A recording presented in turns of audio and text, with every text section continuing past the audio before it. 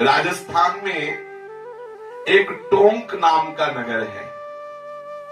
ये नगर अत्यंत शोभा संपन्न है और टोंक राज्य की राजधानी होने तथा रईसों का निवास होने के कारण बड़ी धन धान से संपन्न है। इसी राजस्थान के टोंक नामक नगर में एक मोहल्ला है जिसका नाम तख्ता। इस तख्ता मोहल्ले में श्रीमान मुंशी राम नारायण सक्सेना जी निवास करते हैं। आप यहां एक उच्च राज्य कर्मचारी के रूप में हैं और कुल परंपरागत इनके पास लौकिक संपत्ति भी है। ये जमींदार की तरह बड़े धनी मानी पुरुष। श्री राम नारायण जी केवल लौकिक धन से ही धनी नहीं है, भागवतिक धन से भी युक्त है। इनके घर में संतों का आना जाना रहता है, अर्थात इस संत सेवी संतों के समीप बैठ करके सत्संग सुनना और शास्त्रों का स्वाध्याय करना, ये इनका स्वभाव। श्री राम नारायण जी सक्सेना ये बड़े भगवत भक्त हैं। दोनों ये देखो, भक्त का जन्म कहां हो रहा है? धन संपन्न और स्वभाव भक्त का, ऐसे भक्ति से संपन्न और संसारिक भोगों से भी संपन्न, ऐसे कुल में जन्म हो रहा है। मेरे भक्त का ऐसा नहीं होता कि छिन्न भिन्न हो जाए। परम पवित्र कुल में धनवान विद्वान भक्तों के कुल में जन्म, इसीलिए घाटा नहीं है। अगर फिसल भी गए तो अगला मालदार घर में जल देंगे और खूब चक। हाँ, लोक ई परलोक सकल सुख पावत मेरी से भैया कृष्ण गुण संच। विश्वास करो। आप देखो पूज्य श्री रघुनाथ दास गोस्वामी जी कैसे महामहिमा में धनी पुरुषों के घर में जन्मे, लेकिन भजन उनको रुकने नहीं दिया। और वैराग्यवान होकर उस ऐसे रघुनाथ, इसमें राधा कुंड में समाधि बनी हुई है। महामहिम, सोते हुए भी उनके मुख से राधा कृष्ण निकलता। तो श्री राम नारायण सक्सेना जी बुद्धिमान विद्वान और भगवत भक्त उदार जमींदार थे। बहुत धन की आमदनी होती थी। बड़ी उदारता से जो भी इनके सामने, चाहे गृहस्थ हो चाहे विरक्त हो, उसकी सेवा करते थे और पूर्ण शास्त्रीय सिद्धांत से अपने गृहस्थ धर्म का पालन करते थे। आपने अपने गुरुदेव की कृपा से पूर्ण ज्ञान प्राप्त किया आत्मस्वरूप का, और जैसा गुरुदेव ने निर्देश किया वैसा ही वो भजन कर रहे थे। श्री राम नारायण जी की गृहस्थी में 3 महामहिमा में फल प्रकट हुए, अर्थात पुत्र। बड़े पुत्र का नाम था श्री हरिनारायण, दूसरे पुत्र का नाम था विष्णु नारायण और तीसरे पुत्र का नाम हुआ ओम प्रकाश जी, जिनकी हम यश गाथा का गान करते हैं। बड़े भाव से सुना जाए। यदि हम भक्तों के इन शुभ चरित्रों का गायन और श्रवण करें तो निश्चित है हरि भक्ति हृदय में बहुत घनीभूत होकर विराजमान हो जाएगी। अभी हरि भक्ति तो है, ये तो नहीं कह सकते कि नहीं है, लेकिन पोली है। काम का प्रवेश, लोभ का प्रवेश, मोह का प्रवेश। और भक्तन के ये शुभ चरित जो सुनी है चितलाए, ताकि भक्ति बढ़े घनी अरु हरि होई सहाय। हरि उसे बहुत प्यार करते हैं जो भक्तों का चरित्र श्रवण करता है और उसके हृदय में घनीभूत भक्ति, घनीभूत जैसे घन होता ना, घन, उसमें बिल्कुल कहीं भी कुछ प्रवेश होने की जगह नहीं रहती। ऐसे घनीभूत भक्ति, पोली भक्ति नहीं, घनीभूत भक्ति, काम क्रोध लोभ मोह मद मत्सर का प्रवेश निषेध हो जाएगा हरि भक्तों के चरित्र सुनने पर। और हमने जितने भी अपराध किए वो सब नष्ट हो जाते हैं। अजहू सोच विचार के गही भक्तन पद ओट, हरि कृपाल सब पाछली, क्षमी है तेरी खोट। आज भी सोच विचार कर ले, यदि तूने हरि भक्तों के चरणों का आश्रय ले लिया तो तेरे सारे पाप, पीछे के अपराध नष्ट हो जाएंगे और तेरे हृदय में हरि का प्रेम प्रकाशित हो जाएगा। ये कोई साधारण मनुष्यों की वार्ता नहीं है, ये भगवान के प्यारों की वार्ता है, जिन्हें भगवान प्यार करते हैं। कुछ ऐसे होते हैं जो भगवान को प्यार करने वाले, वो महामहिमा में, लेकिन उनसे भी महामहिमा में वो होते हैं जिनको भगवान प्यार करते हैं। इसका प्रमाण है बाल्यावस्था से ही हरिभक्ति में तन्मय है। जैसे 5 वर्ष के ध्रुव जी भगवत प्राप्ति की उत्कट लालसा से साधना में है, तो शास्त्र में आया है कि भगवान दर्शन करने ध्रुव जी के आ रहे हैं, दर्शन देने नहीं, दर्शन करने आ रहे हैं। जैसे माँ वात्सल्य से प्रेरित होकर अपने बच्चे को देखने आती, ऐसे प्रभु आ रहे। भगवान जिनको प्यार करते हैं, ऐसे भक्तों की महिमा का अपने लोग एकाग्रता से श्रवण करते हैं। विक्रम संवत 1981, जिसे सन में 1924, सन 1924, आज के 94 वर्ष पूर्व वैशाख मास की शुक्ल पक्ष की एकादशी, जिसे मोहिनी एकादशी कहते हैं, दिन गुरुवार का था, दोपहर का समय था, 11:24 हुए थे, तब ओम प्रकाश जी का प्रादुर्भाव हुआ। राजस्थान में टोंक नामक नगर में, तख्ता नामक मोहल्ले में। हाँ, बालक का नाम राशि के अनुसार सन्मुख सहाय रखा गया, किंतु तीनों भाइयों में सबसे छोटे होने के कारण, दुलार के कारण सब लोग मुन्ना कहते। कोई कहता मनुआ, कोई कहता मुन्ना बाबू, कोई कहता मुन्ना। ऐसा श्री ओम प्रकाश जी जब थोड़ी समझ आई तो उन्होंने सबको मना कर दिया कि हमें कोई मुन्ना नहीं कहेगा। देखो, एक दिन आपने अभी 2-3 दिन पहले इतना छोटा सा बालक चतुरासी जी का पद सुना रहा था, जोई जोई प्यारो। छोटा सा बालक, मतलब जिसे बोलना नहीं आता, लार संभारनी नहीं आती, वो गा रहा था जोई जोई प्यारो करे सोई मोई भावे। शायद हाँ 3-3.5 वर्ष का। ये संस्कारी जीव है। कोई ऐसे तो यहाँ 50 वर्ष के हैं, याद नहीं जोई जोई प्यारो करे सोई मोई भाव। 3 वर्ष का बालक यदि बोल रहा है जोई जोई प्यारो करे, ये आश्चर्य की बात नहीं, ये सब पूर्व भक्त है। श्री ओम प्रकाश जी छोटे ही थे, उन्होंने मना कर दिया तोतली बानी में, मुझे कोई संसारिक नाम से ना पुकारे, मुन्ना न कहे, मनुआ न कहे, मुन्ना बाबू न कहे, तो तुम्हें क्या कहा जाए लाला? मुझे कहो ओम प्रकाश, ओम प्रकाश, ऐसा मुझे कहो। ओम प्रकाश जी ने अपना नाम स्वयं रखा, ओम प्रकाश जी। जो इनका नाम राशि के अनुसार सन्मुख सहाय हुआ और प्यार से मुन्ना बाबू कहा गया, दोनों को हटा करके स्वयं ओम प्रकाश जी ने बाल्यावस्था में कहा कि मेरा नाम ओम कहो, ओम प्रकाश जी कहो। इतना सुंदर नाम सबको अपने आप प्यारा लगने लगा। अब सब कोई प्यार से ओम कह के बुलाता, कोई ओम प्रकाश कह के बुलाता।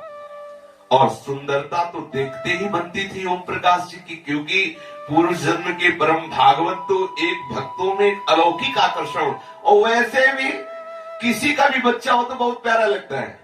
देखो, सुअर सबसे निकृष्ट लगता है, लेकिन सुअर का बच्चा भी प्यारा लगता है। छोटा सा बच्चा, एक बच्चा एक अतिशय प्यारा, फिर कोई भागवतिक महापुरुष बालक रूप में तो कहना क्या, वो तो प्रभु का ऐसा दैवी आकर्षण लेके प्रकट होता है, सब आकर्षित हो जाते हैं। नन्हे से ओम प्रकाश जी की भोली भाली सूरत और तुतलाती हुई बोली लोग घेरे रहते।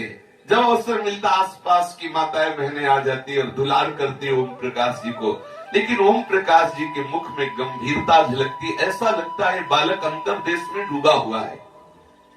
ये बातें इस बात का प्रमाण है कि वो पूर्व में महान भगवत भक्त थे। जगत भावनाओं को पुष्ट करने के लिए कि देखो भगवान की भक्ति कभी किसी जीवन में अगर हो भी जाए तो भक्ति बीज पलटे नहीं, जो जुग जाए अनंत, ऊंच नीच को उपजे हो संत को संत। भक्ति का बीज कभी विनाश नहीं होता। अब श्री ओम प्रकाश जी धीरे धीरे अपनी बाल लीला से अपने परम पुण्य आत्मा माता पिता को आनंद देने लगे। परम पुण्य आत्मा इसलिए कि इनके माता पिता जगत बंदनी है। भगवान शंकर कहते हैं, सो कुल धन्य उमासुन जगत पूज्य शुक्नी। हमारे यहाँ सेवकवाणी में कहा गया है, नाम प्रसंग कहे तो प्रदेश, जहाँ या धर्म धन्य सो देश, धन्य सुकुल जहि जन्म भयो, धन्य सुतात धन्य सो माए। वो माता धन्य, वो पिता धन्य, वो ग्राम धन्य, वो कुल धन्य, वो देश धन्य, जहां भगवान का प्रेमी महात्मा पैदा हो जाए। अब ये आश्चर्य की बात ये थी कि ओम प्रकाश जी कभी किसी बालकों के बीच में बैठ के नहीं खेलते थे। कल भी आपने चरित्र में सुना कि बालक मुरारी दास जी किसी बालकों से नहीं, और माता ना खेलने देती, क्योंकि उनकी प्रधान गुरु माता ही थी और उन्हें भक्ति में दृढ़ किया। इनके हृदय में चापल्य नाम की चीज नहीं थी, जैसे बच्चे चपलता चंचलता करते हैं, ऐसा नहीं था। ये खेल खेलने की जगह कुछ ओठ चलते, कुछ बुदबुदाते, लगता कुछ जप रहे, छोटे बच्चे हैं, ऐसा लगता कुछ जप रहे हैं। और ये जब कभी किसी की तरफ देखते तो उसका हृदय आनंद से भर जाता, ऐसा लगता कुछ मिला, क्योंकि परम भागवत महापुरुष जिसकी तरफ देखते उसके सारे अशुभों का नाश हो जाता है, दृष्टि पड़ते ही उसके समस्त पापों का नाश हो जाता है। तो आनंद की अनुभूति कब होती है? जब निष्पाप होता है। हृदय जलता कब है? जब अपराध बन जाता है, जब पाप हो जाता है, जब कलुषता होती है, जब कामना होती है, जब तृष्णा होती है, वासना होती है, ये सब हृदय को जलाने वाले होते हैं। और जब भगवत भक्तों का दर्शन होता है, मलिनता नष्ट होती है, तो हृदय आनंदित होने लगता है। श्री ओम प्रकाश जी की जब आयु धीरे धीरे बढ़ी तो एक दिन इन्होंने चर्चा में सुना, पीछे सुना इनके पिताजी भगवत भक्त थे, चर्चा में सुना श्याम शरीर है, कमल नेत्र है और 4 भुजाएं भगवान की हैं।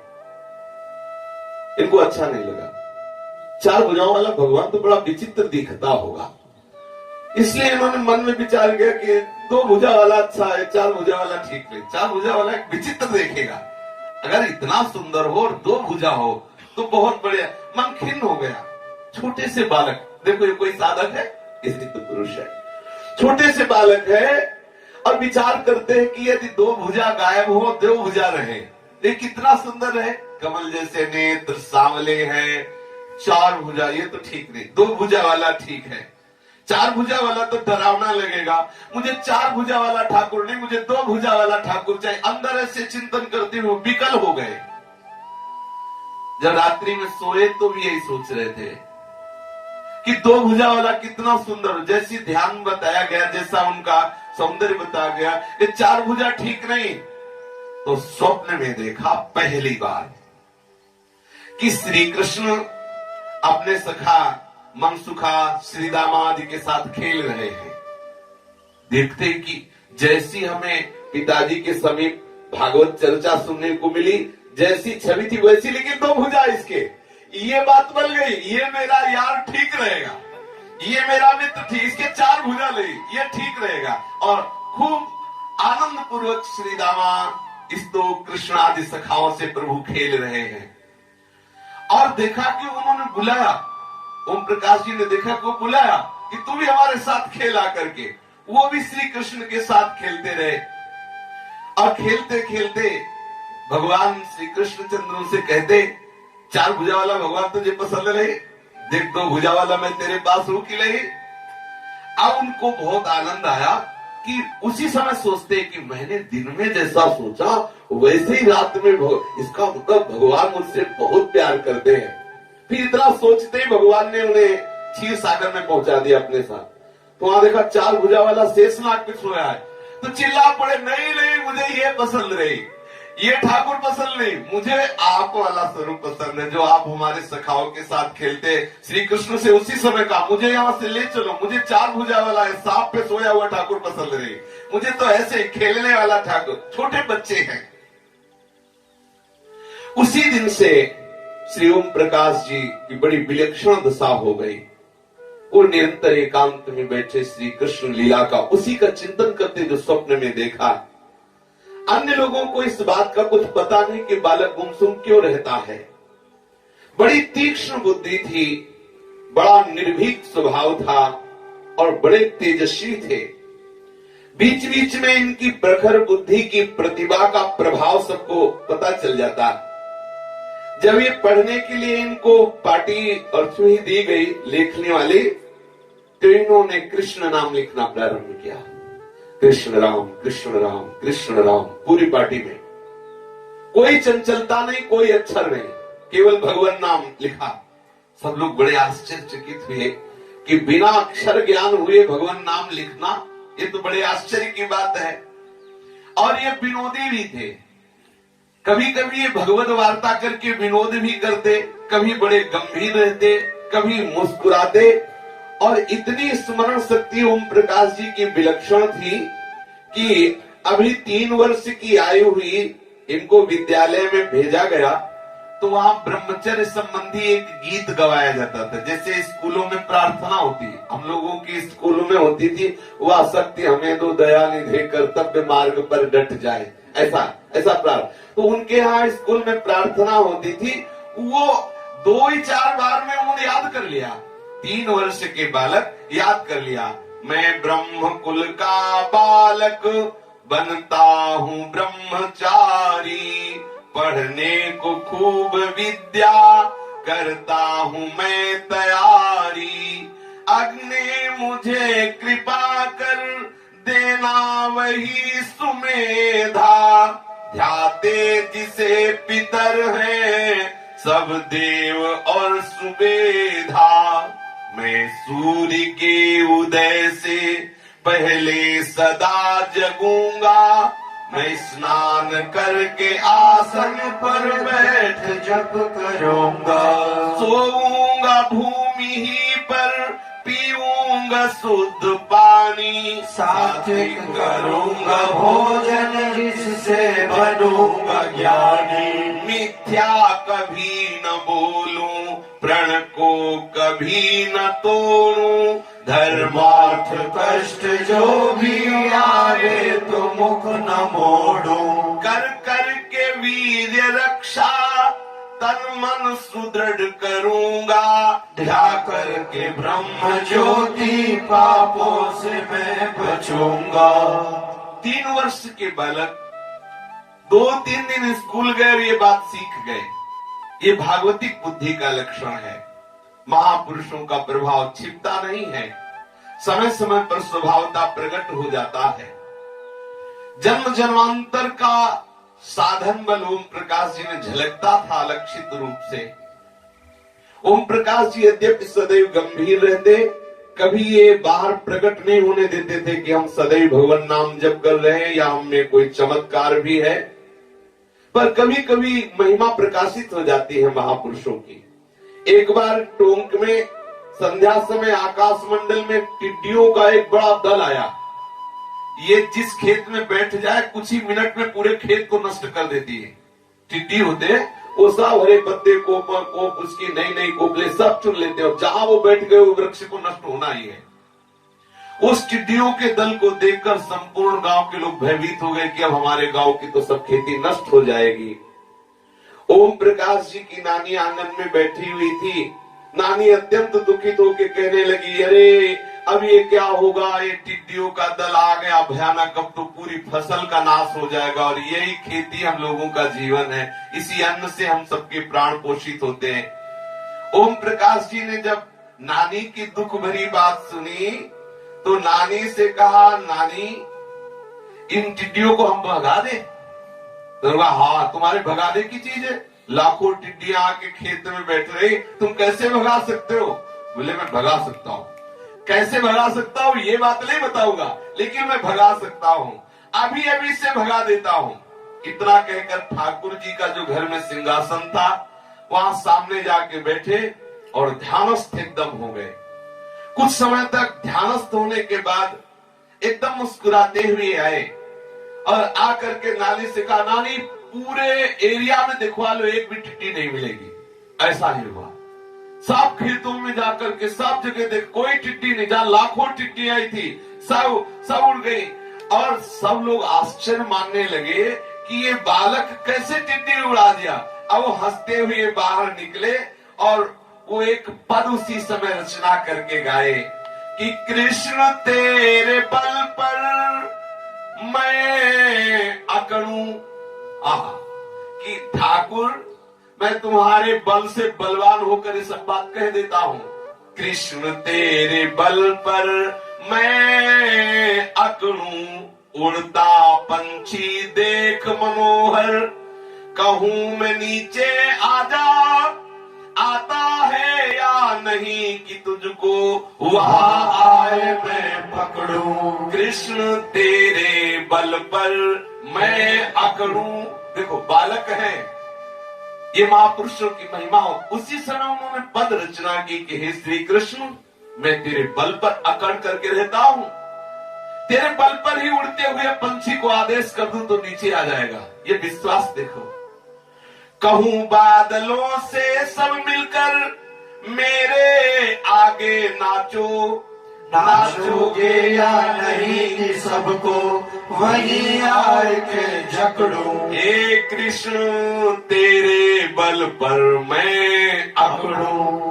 हे कृष्ण तुम्हारे बल पर ही मैं बादलों को कहता हूं कि तुम नाच दिखाओ तो बादल नाच दिखाते हैं, अगर तुम नहीं दिखाओगे नाच तो मैं तुम्हें जकड़ लूंगा, क्योंकि कृष्ण मेरा है। हे कृष्ण मैं सबसे अकड़ दिखाता हूं तेरे बल से।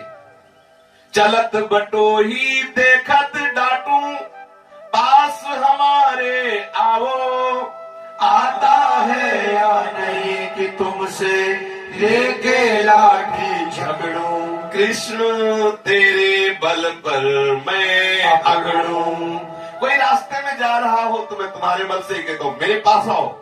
बच्चे हैं अभी 3-4 वर्ष के बच्चे हैं, कितनी सुंदर भावना। ये कोई महापुरुष है, कोई साधारण बालक। कोई रास्ते में जाता है, हमारा मन होता है उसे कह देते मेरे पास आओ। अगर वो नहीं आने की चेष्टा करता है तो तुम्हारे बल से मैं कहता हूं तुझे लाठी से मारूंगा, नहीं मेरे पास आओ। हे श्री कृष्ण मैं तुम्हारे बल से अकड़ के रहता हूं। सूरज चढ़ता देख गगन में, कहूं कि मत बढ़ आगे, ठहरेगा या नहीं कि तुमको खंबे से मैं जकड़ूं। हे कृष्ण तेरे बल पर मैं अकड़ूं। जब मैं सूर्य को देखता हूं कि आकाश में जा रहा है तो मैं कहता हूं मत बढ़ आगे, थोड़ी देर खड़ा रहे। अगर तू नहीं खड़ा रहेगा तो खंबे से तुम्हें बांध दूंगा। और ये मैं श्री कृष्ण के बल से कहता हूं। नानी मैंने श्री कृष्ण के बल से इन टिड्डियों को उड़ा दिया। ये जितनी भी टिड्डियां थे एक भी तुम्हें इस क्षेत्र में नहीं दिखा। और ऐसा ही हुआ। सब लोग आश्चर्य में पड़ गए। सारा का सारा टिड्डी दल बिल्कुल गायब हो गया, एक भी टिड्डी उस प्रदेश में नहीं दिखाई दी। शेष चर्चा आगे श्री ओम प्रकाश जी के जीवन चरित्र की। श्री राधा वल्लभ लाल की जय।